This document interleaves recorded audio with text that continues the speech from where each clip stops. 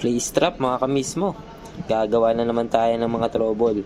Magpapalit tayo ng HMI. But first, we need to switch off the circuit breaker. Oh, baka di mo na gets kasi di ka naging astig. Baklas, HMI.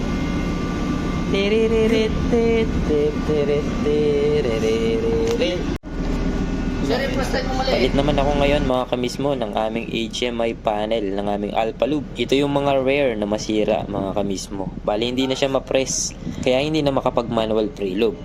Pero nag-auto pa naman siya kaya working pa, nakasurvive pa ng ilang mga biyahe bago dumating yung spare. Trinay ko namang itong i-resolve mga kamismo. Binaklas ko, then nag-retight ako, naglinis, nag-visual check kung may mga unusual. Pero wala pa rin. Masyado na kasing maliliit yung mga pyesa nito mga kamismo. Tsaka meron itong program na tanging mga maker lang ang nakakaalam. Hehe. Legit yun mga kamismo kasi business is business. Siya nga pala baka makurious yung iba. May suit akong wrist strap. Ground yun mga kamismo. Para pag hinawakan ko yung PCB board, hindi maka-affect kasi meron tayong mga static charges. Ganun ka-sensitive yan mga kamismo. Then after installation, i-switch on ulit yung circuit breaker. Then testing na. Checking din ng mga parameters kung tama ba.